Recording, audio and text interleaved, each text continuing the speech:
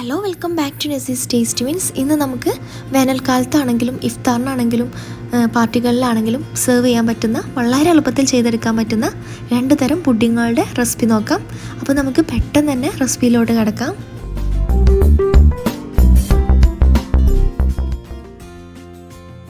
നമ്മുടെ പുഡിങ്ങിന് വേണ്ടിയിട്ട് 1 ലിറ്റർ പാലാണ് എടുത്തിട്ടുള്ളത്. 2 പുഡിങ്ങും ഈ 1 ലിറ്റർ പാലിലാണ് നമ്മൾ തയ്യാറാക്കിയെടുക്കുന്നത്. ഇനി നമുക്ക് ഇതിലോട്ട് 10 ഗ്രാം ചൈന ഗ്രാസ് എടുക്കാം. അപ്പോൾ 10 ഗ്രാം ചൈന ഗ്രാസ് ആണ് 1 ലിറ്റർ പാലിലോട്ട് ഞാൻ എടുക്കാറുള്ളത്. അത്ര തന്നെ മതി കേട്ടോ, നല്ല പെർഫെക്റ്റ് ആയിട്ട് നമുക്ക് ചെയ്തെടുക്കാൻ പറ്റും. ഇനി നമുക്ക് ചൈന ഗ്രാസിലോട്ട് 1 കപ്പ് വെള്ളം ഒഴിച്ചു കൊടുക്കാം. ഞാൻ ചൂടുവെള്ളമാണ് ഒഴിച്ചു കൊടുത്തിട്ടുള്ളത്. സമയമുണ്ടെങ്കിൽ ഒരു 10 മിനിറ്റ് അവിടെ മാറ്റി വെച്ചിട്ട് നമുക്ക് അടുപ്പിലോട്ട് വെച്ച് കൊടുക്കാം. അപ്പോൾ ചൈന ഗ്രാസും ഒന്ന് മെൽറ്റാക്കി എടുക്കണം. ഒരു മീഡിയം ടു ലോ ഫ്ലെയിമിൽ നമുക്ക് മെൽറ്റാക്കി എടുക്കണം. അപ്പോൾ ഞാൻ പാലും അതുപോലെ ചൈന ഗ്രാസും ഒരുമിച്ചൊന്ന് ചൂടാക്കി എടുക്കുവാണ്. അപ്പോൾ പാലാണെങ്കിലും ചൈന ഗ്രാസ് ആണെങ്കിലും കൈ എടുക്കാതെ ഇടയ്ക്കിടയ്ക്ക് ഇളക്കി കൊടുക്കാൻ മറക്കരുത്, അടിയിൽ പിടിക്കാനുള്ള ചാൻസ് ഉണ്ട്. പാല് നല്ലപോലെ ചൂടായി വരുന്ന സമയത്ത് ഒരു 4 ടേബിൾ സ്പൂണ് മിൽക്ക് മെയ്ഡ് ചേർത്ത് കൊടുക്കാം. ഒരു ടിന്ന് മിൽക്ക് മെയ്ഡ് വേണമെങ്കിലും നിങ്ങൾക്ക് ചേർത്ത് കൊടുക്കാം, പഞ്ചസാര ചേർത്ത് കൊടുക്കുന്നില്ലെങ്കിൽ. ഞാനിവിടെ 1 കപ്പ് പഞ്ചസാരയും കൂടെ ചേർത്ത് കൊടുത്തിട്ടുണ്ട്. അപ്പോൾ പഞ്ചസാര നിങ്ങൾക്ക് ആവശ്യത്തിനനുസരിച്ച് ചേർത്ത് കൊടുക്കാവുന്നതാണ്. പഞ്ചസാരയും കൂടെ ചേർത്ത് കൊടുത്താൽ നല്ലപോലെ മിക്സ് ചെയ്ത് കൊടുക്കാനായിട്ട് മറക്കരുത്. പാൽ അടിയിൽ പിടിക്കാത്ത രീതിയിൽ വേണം നമ്മളിത് മിക്സ് ചെയ്തെടുക്കാനായിട്ട്. അതുപോലെ ചൈന ഗ്രാസും നല്ലപോലെ മിക്സ് ചെയ്തെടുക്കണം. ചൈന ഗ്രാസ് നല്ല തിക്കായിട്ട് തോന്നുകയാണെങ്കിൽ നിങ്ങൾക്ക് 2-3 ടേബിൾ സ്പൂൺ വെള്ളം അതിലോട്ട് ഒഴിച്ചു കൊടുക്കാവുന്നതാണ്. അപ്പോൾ 10 ഗ്രാം ചൈന ഗ്രാസിലോട്ട് 1 കപ്പ് വെള്ളം കറക്റ്റ് അളവാണ് കേട്ടോ. പാല് നല്ലപോലെ തിളച്ച് വരുന്ന സമയത്ത് നമുക്ക് മീഡിയം ഫ്ലെയിമിലോട്ട് മാറ്റി കൊടുക്കാം. ഇനി നമുക്ക് മെൽറ്റായി വന്നിട്ടുള്ള ചൈന ഗ്രാസ് നമ്മുടെ പാലിലോട്ട് ഒഴിച്ചു കൊടുത്തിട്ട് മിക്സ് ചെയ്തെടുക്കാം.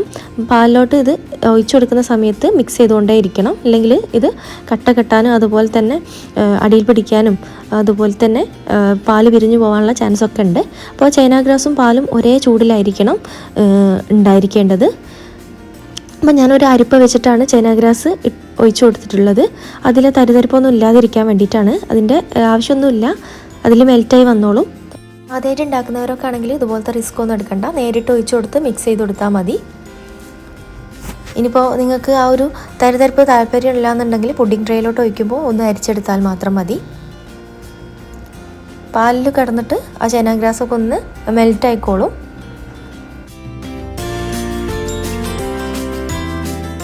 ചൈന ഗ്രാസ് ഒഴിച്ച് നല്ലപോലെ മിക്സ് ചെയ്തെടുത്തതിന് ശേഷം ഫ്ലെയിം ഓഫ് ചെയ്ത് നമുക്ക് പാല് 2ആയിട്ട് ഡിവൈഡ് ചെയ്യാം. അപ്പോൾ ഞാൻ മറ്റൊരു പാത്രത്തിലോട്ട് പകുതി പാല് ഒഴിച്ചു കൊടുത്തിട്ടുണ്ട്. അപ്പോൾ ഇത് രണ്ടും ഇതുപോലെ ജസ്റ്റ് ഒന്ന് മിക്സ് ചെയ്ത് കൊടുക്കുക. അപ്പോൾ ഞാനിവിടെ പുഡിങ് തയ്യാറാക്കി എടുക്കാനായിട്ട് ടൈഗറിൻ്റെ സ്ട്രോബെറി മിക്സും പിസ്ത മിക്സുമാണ് എടുത്തിട്ടുള്ളത്. അപ്പോൾ നമുക്ക് ഇഷ്ടമുള്ള ഫ്ലേവർ എടുക്കാവുന്നതാണ്. അപ്പം ഞാൻ സ്ട്രോബെറിൻ്റെ ഫ്ലേവറും പിസ്തൻ്റെ ഫ്ലേവറും ആണ് എടുത്തിട്ടുള്ളത്. ഇനി നമുക്ക് ഈ പാല് ചൂടാറുന്നതിന് മുമ്പ് ഇതിലോട്ടുള്ള മിക്സ് ഇട്ട് കൊടുക്കണം.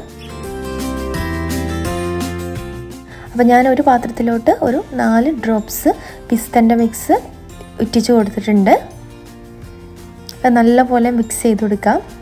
ഇനി നമുക്ക് അടുത്ത പോർഷൻ ഓഫ് മിൽക്കിലോട്ടും ഇതുപോലെ ഒരു 4 ഡ്രോപ്സോളം സ്ട്രോബെറി മിക്സും കൂടെ ഉറ്റിച്ചു കൊടുക്കാം. ശേഷം ഇതുപോലെ ഒന്ന് മിക്സ് ചെയ്തെടുക്കാം. ഇത് ചൂടാറുന്നതിന് മുമ്പ് നമുക്ക് ഇത് സെറ്റ് ചെയ്യാനുള്ള ബൗളിലോട്ടോ അല്ലെങ്കിൽ പുഡിംഗ് ട്രേയിലോട്ടോ മാറ്റി കൊടുക്കണം. അപ്പോൾ ഞാനിവിടെ ചെറിയ ബൗളുകളാണ് എടുത്തിട്ടുള്ളത്.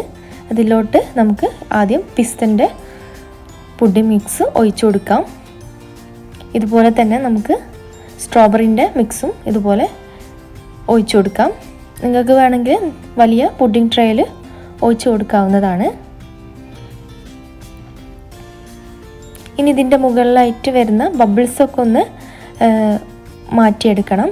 അപ്പോൾ അതിന് വേണ്ടിയിട്ട് നമുക്കൊരു സ്പൂൺ എടുത്തിട്ട് ഒന്നുകിൽ ഇത് കോരി മാറ്റാം, അല്ലെങ്കിൽ ഒന്ന് ടാപ്പ് ചെയ്ത് കൊടുത്താൽ മതി. അപ്പോൾ ഞാനിവിടെ ഒന്ന് ഇത് കോരി മാറ്റുകയാണ് ചെയ്യുന്നത്. ബബിൾസ് ഉണ്ടെങ്കിൽ ലാസ്റ്റ് ഇത് സെറ്റായി വരുമ്പോൾ ഇത് കാണാനായിട്ട് ഒരു ഭംഗി ഉണ്ടാവില്ല. ഇനി ഇത് നമുക്ക് പുറത്ത് ഒരു 10-15 മിനിറ്റ് തന്നെ വെക്കുമ്പോൾ തന്നെ ഇത് ഒന്ന് ചെറുതായിട്ടൊന്ന് സെറ്റായി വരും. അപ്പോൾ കൂടുതൽ സെറ്റാവുന്നതിന് മുമ്പ് നമുക്ക് ഇതിൻ്റെ മുകളിലോട്ടുള്ള ഡെക്കറേഷൻ ചെയ്തെടുക്കണം. അപ്പോൾ നമുക്ക് ഇഷ്ടമുള്ള രീതിയിൽ ഇത് ഡെക്കറേറ്റ് ചെയ്തെടുക്കാവുന്നതാണ്. കുറച്ച് സമയം നമ്മൾ പുറത്ത് വെക്കുമ്പോഴേക്ക് തന്നെ കുറച്ചൊന്ന് സെറ്റായിട്ട് വരും. ആ ഒരു സമയത്ത് വേണം നമുക്കിതിൻ്റെ മുകളിലോട്ട് ഡെക്കറേഷൻ ചെയ്ത് കൊടുക്കാനായിട്ട്. അപ്പോൾ ഞാനിവിടെ പിസ്തൻ്റെ പുഡിങ്ങിൻ്റെ മുകളിലായിട്ട് കുറച്ച് പിസ്ത പൊടിച്ചെടുത്തത് ചേർത്ത് കൊടുക്കുന്നുണ്ട്. ഇനി നിങ്ങൾക്ക് അത് ഉള്ളിലൊക്കെ കടിക്കാൻ കിട്ടണമെന്നുണ്ടെങ്കിൽ ഈ പിസ്തൻ്റെ മിക്സ് ഒഴിച്ച് കൊടുക്കുന്ന ആ ഒരു സമയത്ത് തന്നെ കുറച്ച് പിസ്ത പൊടിച്ചതും കൂടെ അതിൽ ചേർത്തിട്ട് മിക്സ് ചെയ്തെടുത്താൽ മതി.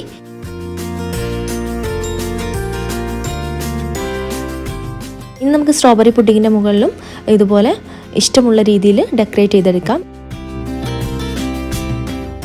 അപ്പോൾ ഞാനിവിടെ സ്ട്രോബെറി ചെറുതായിട്ട് കട്ട് ചെയ്തതാണ് ഇതിൻ്റെ മുകളിലായിട്ട് ചേർത്ത് കൊടുക്കുന്നത്.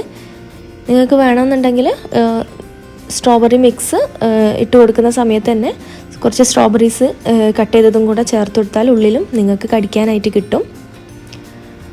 അപ്പോൾ ഞാൻ സ്ട്രോബെറി മിക്സിൻ്റെ മുകളിലൊക്കെ ഇതുപോലെ ചെയ്തെടുത്തിട്ടുണ്ട്. ഇനി നമുക്ക് 2-3 മണിക്കൂർ ഫ്രിഡ്ജിൽ വെക്കുമ്പോഴേക്ക് ഇത് സെറ്റായി കിട്ടും കേട്ടോ. വളരെ എളുപ്പത്തിൽ ചെയ്തെടുക്കാൻ പറ്റുന്ന ഒരു പുഡിങ്ങിൻ്റെ റെസിപ്പിയാണ് ഇന്ന് കാണിച്ചിട്ടുള്ളത്. ഇത് നല്ല ടേസ്റ്റിയുമാണ്.